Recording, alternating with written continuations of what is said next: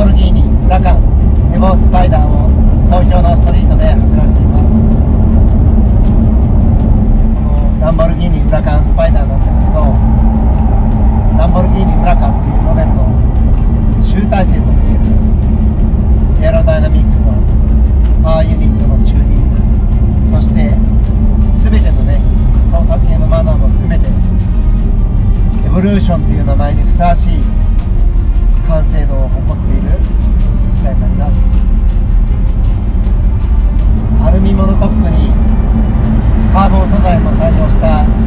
軽量で光合成なシャシーにほぼアルミを用いた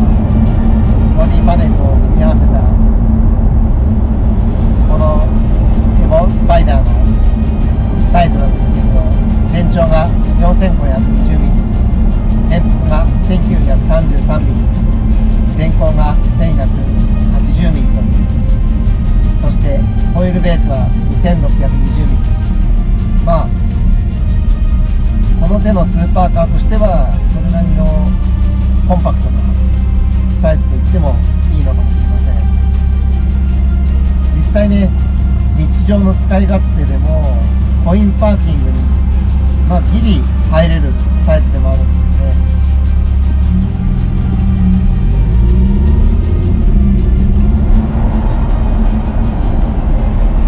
気になる車両重量なんですけど、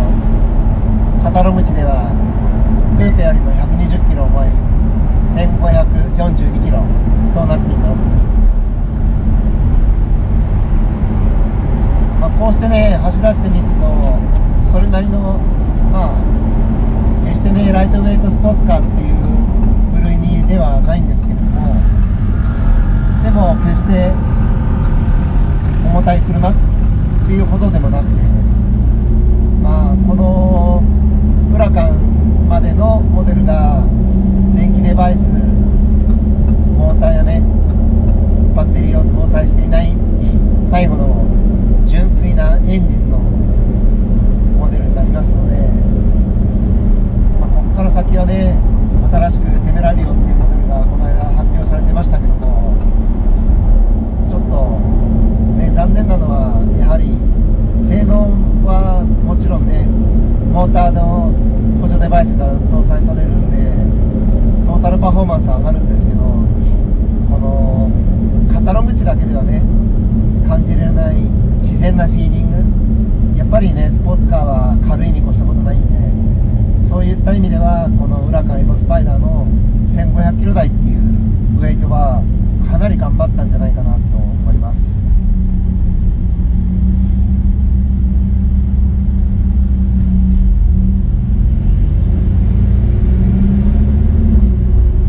今ねたまたま911が走ってますけど、911もねかなり頑張ってウェイトを抑えているスポーツカーの1台ですよね。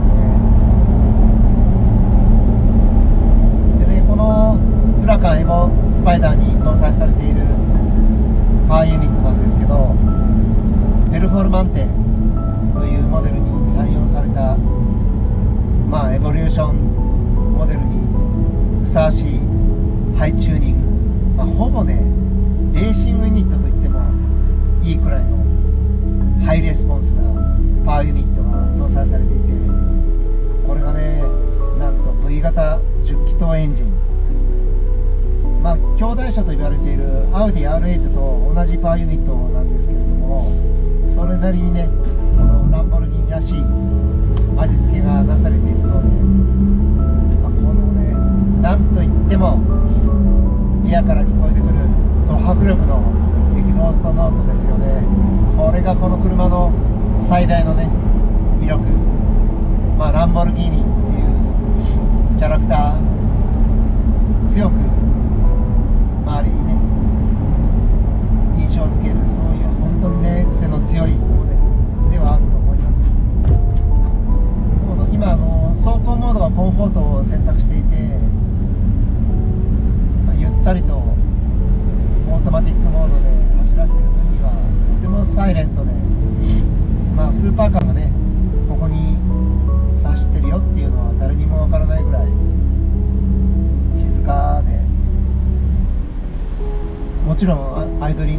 機能も備わってるんで、今こうしてね信号待ちで止まった時もほぼ存在がね気づかれない、そのぐらいスマートな走りもできるんですけど、このコンフォートモードのサスペンション乗り心地なんですけど、もうねやはり車高がベタベタのスーパーカーなんで、それなりのね突き上げ感とかは想像してたんですけども、いやーそれがねびっくりなんですけど、サスペンションストロークはねかなり短いはずなのに、とてもスーパーカーに乗ってるっていう、そういったね緊張を強いるような乗り心地ではなくて、そうですね、スタンダードな911と比較してもむしろこの裏カンエボスパイダーの方が乗り心地がいいぐらいに感じますね。これはサスペンション形式がね前後ダブルウィッシュボーンなんで、そういったね足回りの機構にももちろん起因するところはあるんですけど、このぐらいしなやかだとね街中で全く苦もなくドライブすることができますけど、ただねそこはやっぱりランボルギーニなんで、実はねこのエクステリアデザイン、そしてインテリアのデザイン、そしてドライバーのねこのポジショニングに至るまでなんですけど、全てデザインが優先されているっていうね、実際今僕の身長が178センチで、もうね普通に座った状態で少し背もたれが立っている状態なんですね。で足元もね意外と狭くて、膝をちょっとこうギュッとねかがめて乗るようなポジションを強いられています。オイルベースがね 2620mm もあるんで、もうね 20mm オイルベースが短い 296GTB フェラーリと比較して、あちらはねそれなりにゆったりとしたドライビングポジションも取れたんで、これはリアのねミッドシップに搭載する V10 エンジンがそれなりのね長さがあって、やはりパッケージングの問題、そういったところで仕方がないのかもしれないんですけど、正直ドライビングポジションは妥協を強いられるっていう、そんな状態ですね。ですから長距離ドライブにはちょっと向いていないのかもしれないですけど、ランボルギーニでね長距離ドライブする方って少ないと思うんで、そういった点を除けば電子制御で可変するパワーステアリングも、それからアクセルやブレーキ、そういった全ての操作系も含めて、どんな人でもねすぐにさっと乗って走りせられるような乗りやすさももちろん兼ね備えてますから、さすがにエボリューションモデルだけあって、そういった操作系のね洗練さは素晴らしいと思います。で車のね全体的な印象はそんな感じなんですけど、やはり前回にね走らせた時にこの車の本当の実力を見れるとは思いますけど、ストリートではそれはねもちろん無理なんで、ワインディングに持ち込んだ時に車の全体的な総合の評価をしたいと思います。このね左右のウィンドウを両方上げてギアのね小さいウィンドウも上がった状態だと、車内に入ってくる風の巻き込み感とかはほぼないですね。ほんとねこの頭の頭上のてっぺんのところをサラサラサラってこう風がね感じるぐらいで、やっぱりスパイダーは乗っていて気持ちいいですよね。ドライバーの視界に飛び込んでくるテリアのデザインなんですけども、まずセンターのドライバーのセンターに位置するねメーターパネルや、そしてエアコンの吹き出し口、それから左右のサイドミラー、まあもっと言うとね、スターターボタンやドアハンドル、そんなものまで全てがね六角形でデザインされていて、これが炭素原子のデザインをモチーフに採用されたそうなんですけど、本当に個性的ですよね。でそんなね六角形がリアのグリルにもね採用されていて、リアはなんかね、もう後でエクステラデザイン見てもらえばいいと思うんですけど、ほぼスッカスカというかね、エンジンがかなり熱を持ちますから、そのエンジンの放熱のためにもグリルのデザインになっていると思うんですけど、リアからの眺めはねかなり迫力ありますよね。それはねレーシングカーのような高い位置に設置されたエキゾーストパイプのデザインをしては買ってると思うんですけど、エキゾーストがねすごい高い位置に上がったことによってダウンフォースを稼ぐエアロデバイスがしっかりとデザインされているんですよね。ですから先代のウラカンと比べると7倍ぐらいとっても高いダウンフォースを発揮する、ほぼねレーシングカーに近いようなそのぐらいのエアロデバイスの効果が得られたそうで、これはねちょっとワインディングに行って走らせるのが楽しみですね。でもねこれだけ扱いやすいっていうか緊張を強いられないスーパーカーはちょっと初めてですね。乗り込んだ時はねおってやっぱり思うんですけど、なんか普通のねセダンに乗ってるって錯覚を起こすくらい全く緊張感を強いられないんですよね。これはねなんか素晴らしいですね。もちろんね時速40キロとか45キロぐらいで走らせてる場合の話なんですけどね。でも街中でいうのね、この乗り心地の良さ、それと扱いやすさ、あとサイズがねやはり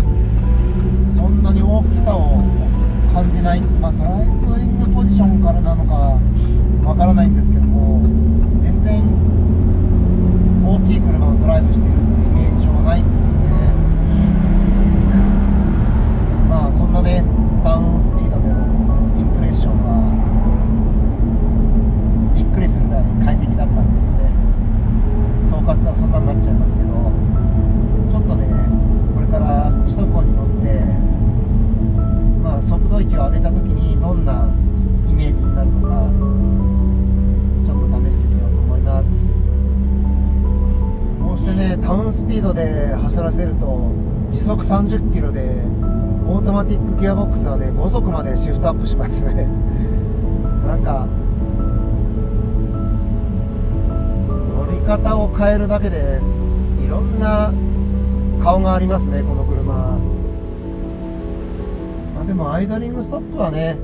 あった方がいいですね。エンジンねかかるときさすがにおって V10 エンジンの迫力あるサウンドが聞こえてくるのが愛嬌ですよね。それから兄弟車の R8 にも採用されている 4WS とトルクベクタリングがこのウラカンエボスパイダーにも備わっていて、そのあたりもねハンドリングに影響すると思うんで、どんなイメージなのか、その性能のね片鱗が見えたらいいなと思います。それでは首都高行ってみましょ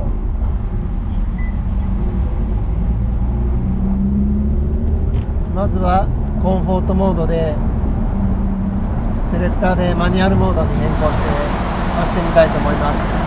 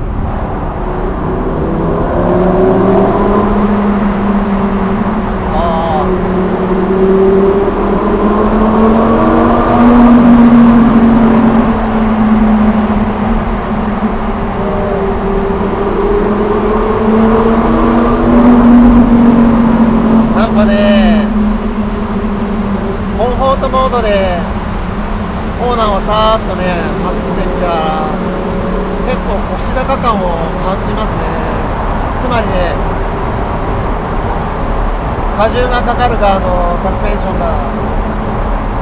結構ストロークしているっていうそういう状況で、イン側もねインリフトしてる、そんな形なんで腰高感を感じるんですね。これは面白いな。あとね時速まだ80キロも出てないんですけど、ステアリングのフィーリングがガラッと変わりましたね。急にねずっしりと重く、そして街中だったらねキビキビ動いてたんですけど、しっとりとそんな感じのフィーリングに変わりましたね。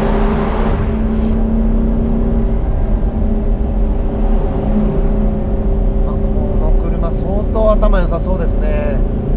ちょっと走らせただけでここまで変わるなんてびっくりですね。今日はね朝までちょっと雨が降ってたんで、今路面はハーフウェット状態なんでそんなにね飛ばすことできないと思うんですけど、だけどちょっとねキャラクターがガラッと変わっちゃったんで、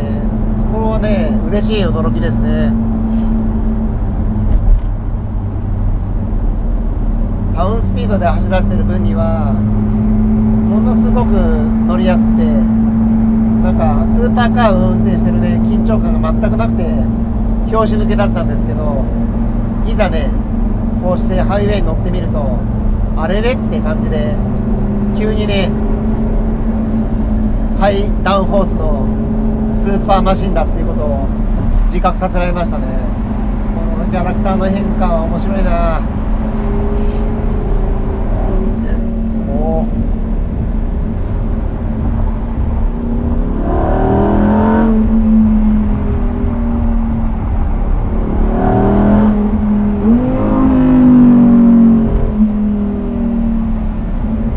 コンフォートモードでもね5000回転を超えたあたりからエキゾーストの音質が変わりますね。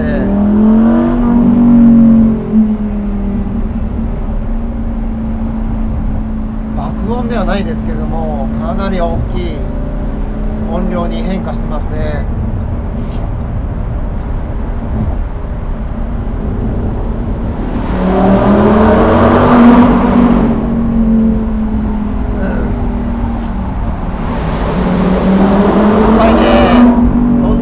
アクセル開けると勇ましい V10 サウンドがこだましますね。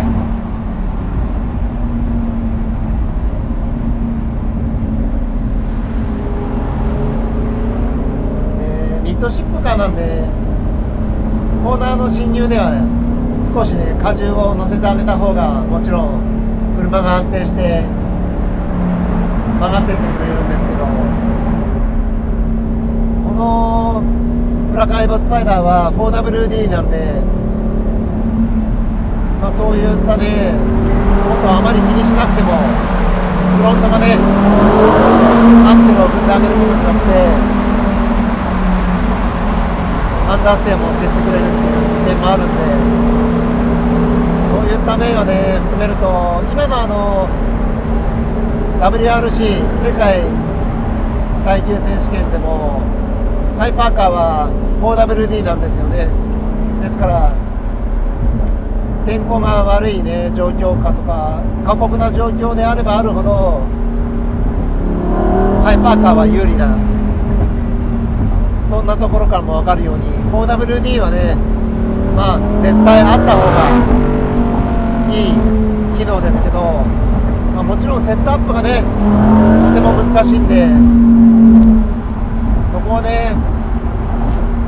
メーカーの腕の見せ所ですよね。で今ランボルギーニもねトップカテゴリーに参加してますけど、あちらの車はレギュレーション上ね 4WD が採用できないんでちょっと残念ですよね。いやでもこの首都高のねメジダウンさん結構乗り心地来るはずなんですけど、ドライバーにはね車は少しねこう振動はしてますけど、このドライバーの体感するね突き上げ感全くないんですよね。これれはね本当驚きだな。柔らかいっていうんじゃなくて、ちゃんとサスペンションが仕事してこのショックを吸収してくれている。そしてドライバーに伝える前に全てね完了しちゃってるっていう、なんかうまく言えないんですけど、これはちょっと驚きの一つですね。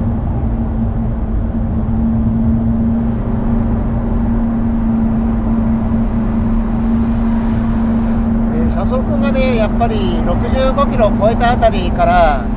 この風の巻き込みが少し強くなったっていう印象ですけども、じゃあそこからねもう少し上げたらどうなんだろうっていうと、意外とそんなにね風量が強くなるわけでもなくて、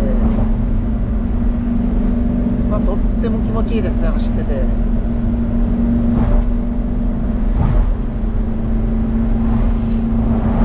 っとね少しだけスポーツモードも試してみましょう。おお、今スポーツモードに変えた瞬間にいきなりねエキゾーストのバルブが多分開いたんでしょうけど、すごい音量になっちゃいましたね。これね今4速4000回転でこの音ですよ。かなりけたたましい音出てますね。さすがランボルギーニ。ちょっと前がいないんで踏んでみましょうか。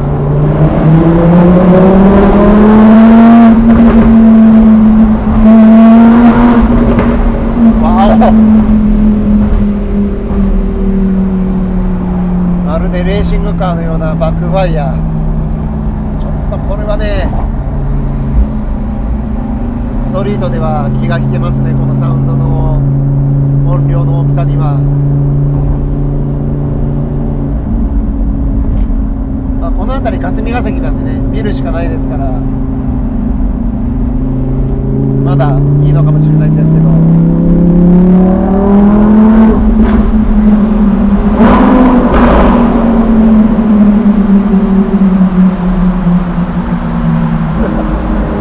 笑っちゃうような爆音ですね。いやーちょっとね驚いちゃいましたね。やっぱりこんなにね素晴らしい音を奏でるのもナチュラルアスピレーションエンジンだからっていうのもありますよね。ただちょっとねこの音量はストリートでは大きすぎるなっていう印象ですね。この V10 エンジンのフィーリングも回転が上がれば上がるほどパワーがもりもりね出てくる、まあ典型的なね味付けというか、やっぱりこの NA エンジンが好きですね。ターボもね今はすごく制御されていて、なんかねターボラグもないしドッカンでもないし、まあただただ低速からねすごいトルクも太くて性能向上にはもう必須のアイテムなのかもしれないんですけど、純粋なね楽しさ、操ってる感とかね、そういうフィーリングの面では NA エンジンに勝るものはないですね。ですから次のテメラリオからはねモーターもついちゃって、まあ今みんなねスポーツカーはそういう方向に行ってるんですけど、まあ、環境を考えるとね仕方がないっていう面もあるのかもしれないんですけど、こういったね純粋なエンジンの車希少ですよね。